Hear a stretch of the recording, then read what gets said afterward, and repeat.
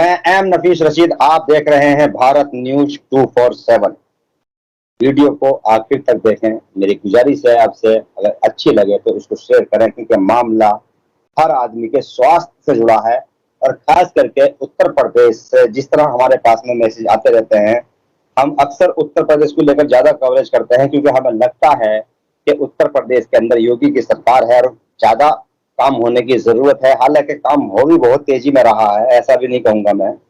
पर यह है कि हाँ, एक बात की हमें बड़ी शिकायत रहती है कि सूचनाएं उस तरीके से नहीं मिला करती हैं जिस तरीके से हम लोगों का हक होता है।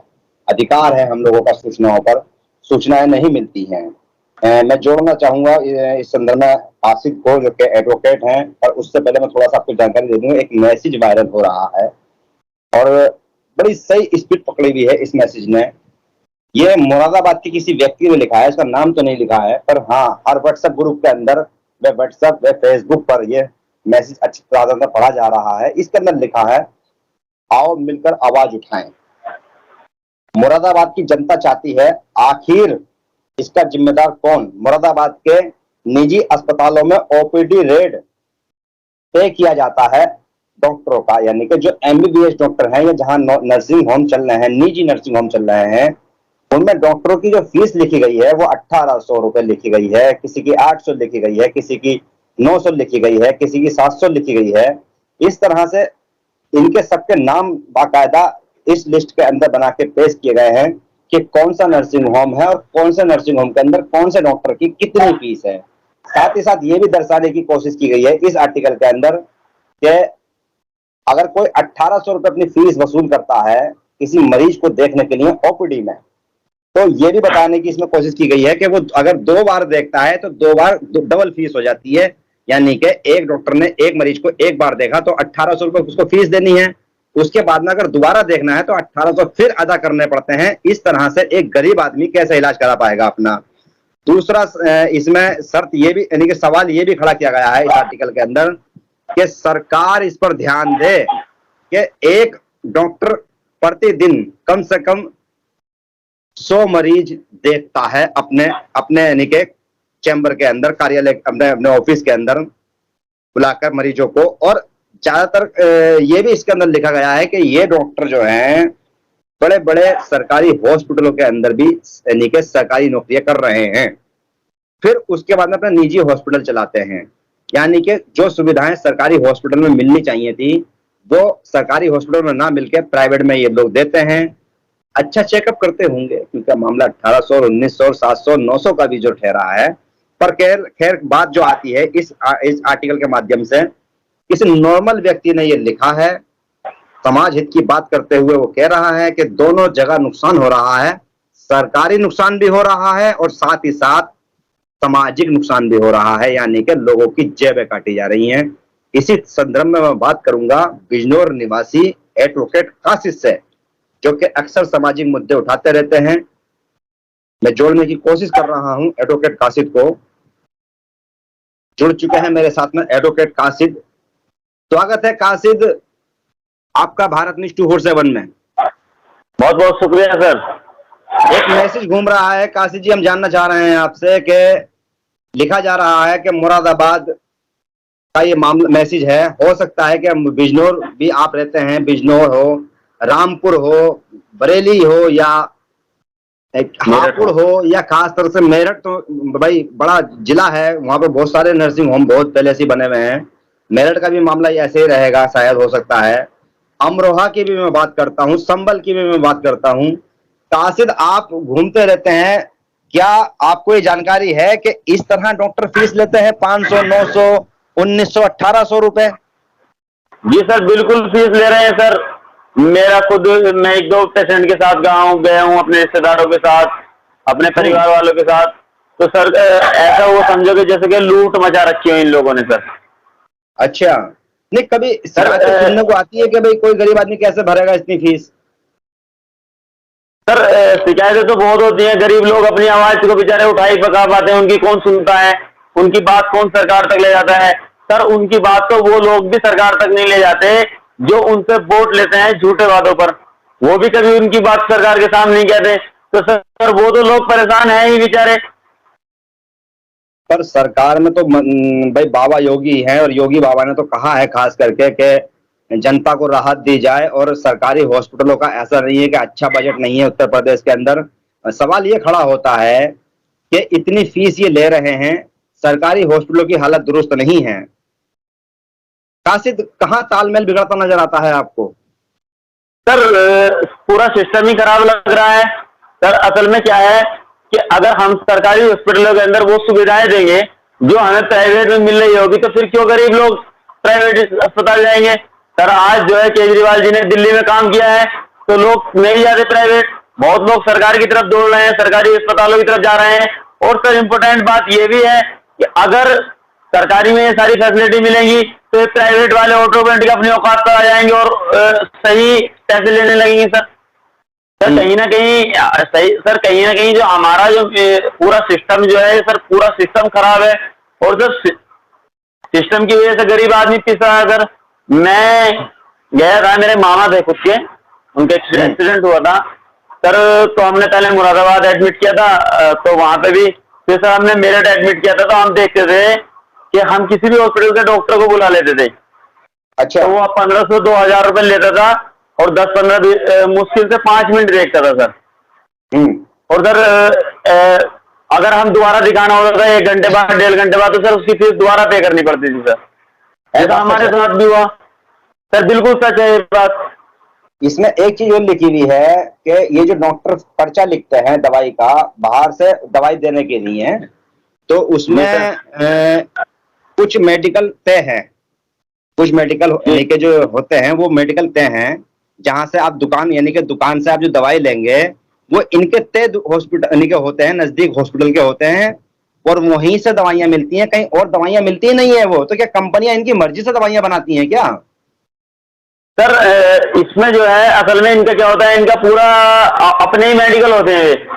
ये जो फार्मासिस्ट रखे हुए होते हैं सर, वो किराए पैसे देके नौकरी पर रखे हुए होते हैं सर, तो 100% ये करते हैं। सर हम ये देखते हैं कि इनकी जो दवाई, इनके जो डिब्बे वगैरह होते हैं, वो इनकी अपनी कंपनियां होती हैं जिनसे इनके कॉन्टैक्ट हुए होते हैं। तो हम देखते हैं सर यहाँ पर हमारे अपने भी रिश्तेदारों के छोटे छोटे मेडिकल हैं। हम बहुत बड़े लेवल पे तो पहुंचे नहीं, लेकिन ये है कि हम अभी छोटे पे भी नहीं रहे, तो ये है कि मीडियम लेवल के जो मेडिकल वगैरह हैं हमें उनकी जानकारी है सर। तो हम देखते हैं कि जो 20 रुपए की टैबलेट हमारे मेडिकल पे है, तो सर वही टैबलेट हम देखते हैं वहां पे वो 40 रुपए की मिलती है। तो कहीं ना कहीं वो 35 रुपए डॉक्टर ले रहा है, उसके 5 रुपए उसमें मजदूरी दे रहा है सर। तो इन्होंने इस तरीके से लूट मचाई हुई है, लूट का पूरा सिस्टम बनाया हुआ है सर इनका। तो मैंने देखा सर एक्सरा भी अपना, अगर हम एक्सरा कहीं से भी करा के ले जाना है तो इसमें ये लिखा हुआ है, वो एक्सरा नहीं लेते, लिखा हुआ है सर वो खून की जांच नहीं लेते, X-ray, ECG, blood test, pathology test, यानी कि जितने भी टेस्ट होते हैं उन यानी कि टेस्ट सेंटरों में भी डॉक्टरों की सेटिंग होती है जो 50% तक कमीशन लेते हैं, यानी कि 50% कमीशन लेते हैं, और जो मरीज को 100% महंगा पड़ता है। ये इसमें भी ये सवाल खड़ा हो रहा है।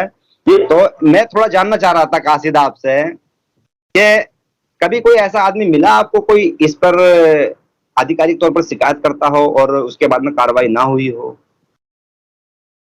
सर शिकायत तो बहुत लोगों ने की, कहा कि भाई बहुत लोग हॉस्पिटल वहां तक पहुंचे, लेकिन सर क्या होता है कि ये पेंडिंग में डाल देते हैं। फोन करता है कि भाई हमने शिकायत की थी, हम भैया तुमने शिकायत की थी, उस पर कार्रवाई चल रही है, लेकिन कब तक पूरी होगी ये कोई नहीं कह सकता सर। अब बंदा एक दिन करता है सर, अब क्या है कि हमरा से 200 रुपए तो फीस के पट नहीं रहे थे, 500 रुपए तो हमसे फीस के पट नहीं रहे थे सर। हम उसके ऊपर लड़ाई करें तो हम 1000 रुपए अधिकारियों को दिला दें, तो सर कहीं ना कहीं बंदा थक जाएगा, और वो थकने के बाद यूं कहेगा भाई अब तो जो जैसा होगा देखी जाएगी, अब मेरे बस ये कार्रवाई करनी है नहीं सर। बहुत बड़ी बात कासिद ने जानकारी देते हुए कही है। सारे 200 रुपए फीस नहीं दे सकता, वो मुकदमा कैसे लड़ाएगा, कैसे कंप्लेंट करेगा? बहुत बड़ी बात। कासिद, मेरा एक आखिरी सवाल आपसे ये है कि इस पर कहीं से कहीं तक भी कोई राजनीतिक पार्टी या कोई सामाजिक संगठन जागृति अभियान नहीं चलाता है, ऐसा क्यों है?